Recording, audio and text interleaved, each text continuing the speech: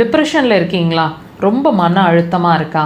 நிறைய மெடிசன்ஸ் எடுத்துகிட்டே இருக்கீங்க, ரொம்ப நாளாக மெடிசன்ஸ் எடுக்கிறீங்க, அந்த மருந்துகள் எடுக்கும்போது நல்ல தூக்கம் வருது, அடுத்தவங்களுக்கு பாரம் இல்லாமல் எந்த எண்ணங்களும் ஓடாமல் தூங்கிட்டுருக்குறோம்.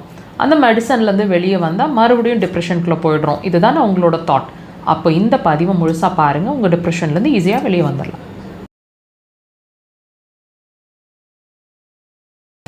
நீங்கள் எடுத்துகிட்ருக்கக்கூடிய உங்கள் மருந்துகள் அப்படிங்கிற ஒரு விஷயம் உங்கள் டிப்ரெஷனை மாற்றுதா அல்லது சரி பண்ணுதா?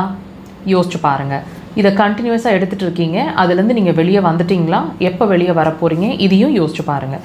இப்போது இந்த டிப்ரெஷன் அப்படிங்கிற ஒரு விஷயம் இப்போ ரீசன்ட் டைமில் ரிசர்ச்சர்ஸில் என்ன கண்டுபிடிச்சிட்ருக்காங்க அப்படின்னா, இது மன ரீதியான பிரச்சனை இல்லை, இது கட் சம்மந்தமான பிரச்சனை, அதுதான் மனசு டிப்ரெஷனுக்குள்ளே கொண்டு போகுது அப்படிங்கிற மாதிரி லேட்டஸ்ட்டாக நிறைய அப்டேட்ஸ் வந்துகிட்டே இருக்குங்க. இப்போ நாங்கள் அக்குபஞ்சரில் இப்போ இந்த ரிசர்ச் அப்படிங்கிறது லேட்டஸ்ட்டாக கண்டுபிடிச்சிட்ருக்கிற விஷயம். ஆனால் அக்குபஞ்சரில் நாங்கள் ரொம்ப காலங்களாக, ரொம்ப வருஷங்களாக இந்த விஷயத்தை தான் ஃபோக்கஸ் பண்ணிகிட்டே இருக்கிறோம். அதாவது உங்களோட டிப்ரெஷன், அதாவது மன ரீதியான எந்த பிரச்சனைக்கும், முக்கியமாக டிப்ரெஷன் இருக்கிறதுக்கு முக்கியமான காரணம் அப்படின்னு சொல்லப்படுறது இரைப்பை, அதாவது ஸ்டமக். நீங்கள் நல்லா வாட்ச் பண்ணி பாருங்கள். நீங்கள் ரொம்ப நாளாக டிப்ரெஷனில் இருக்கீங்க அப்படின்னா கண்டிப்பான முறையில் உங்களுக்கு சரியாக பசிக்காது, அல்லது நீங்கள் சரியாக சாப்பிட முடியாது, சாப்பிட மாட்டீங்க, அல்லது ரொம்ப பசி அதிகமாக இருக்கும், நிறைய கிரேவிங்ஸ், நிறைய சாப்பிட்டுட்டே இருக்கணும் அப்படிங்கிற மாதிரி உங்களோட நார்மல் ஆப்படைட்டை விட அதிகமான ஃபுட்டை நீங்கள் இன்டேக் எடுக்கிற மாதிரி ஒரு நிலை இருக்கும், நிறைய சாப்பிட்ற மாதிரி இருக்கும். இந்த டிஃப்ரென்ஸே நீங்கள் ஒரு சின்ன விஷயத்துலேயே நீங்கள் தெரிஞ்சுக்கலாம் உங்களோட டிப்ரெஷனுக்கும் உங்களோட இரைப்பைக்கும் சம்மந்தம் இருக்குதுன்னு.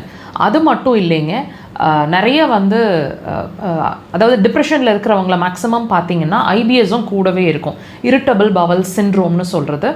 அண்ட் எப்பவும் சோர்வாக, டயர்டாக, ஒரு பாடி பெயினோட, எதையுமே கான்சென்ட்ரேட் பண்ண முடியாமல், கான்சன்ட்ரேஷன்ஸ் மிஸ் ஆகிற மாதிரி, அண்ட் ரொம்ப முக்கியமாக ஸ்வீட் கிரேவிங்ஸ் அதிகமாக இருக்கும். சாப்பிட்றீங்களா சாப்பிட்லையா அப்படிங்கிறது உங்கள் கண்ட்ரோலை பொறுத்தது. ஆனால் கண்டிப்பான முறையில் ஸ்வீட் கிரேவிங்ஸ் அதிகமாக இருக்கக்கூடும். அண்ட் திடீர்னு பார்த்திங்கன்னா ஒபீஸ் ஆகிற மாதிரி ஆகிடுவாங்க, அல்லது திடீர்னு மெலிஞ்சு போயிடுற மாதிரி இருப்பாங்க. ஸோ இது எல்லாமே நீங்கள் ஒன்றோட ஒன்று சம்மந்தப்படுத்தி பாருங்கள். உங்களோட டிப்ரெஷன்லேருந்து நீங்கள் பெர்மனெண்ட்டாக வெளியே வரணும் அப்படின்னு நினைக்கிறீங்க, மெடிசன்ஸ் இல்லாமல் அப்படின்னா கண்டிப்பான முறையில் உங்களோட ஹெல்த் பாயிண்ட் ஆஃப் வியூ, அதாவது உங்களோட இரைப்பை நீங்கள் ட்ரீட் பண்ணிக்கணும். அக்குபஞ்சர் அதுக்கு சிறந்த தீர்வு. கண்டிப்பாக ட்ரை பண்ணுங்கள், ரிசல்ட்ஸ் ஃபாஸ்ட்டாக தெரியும்.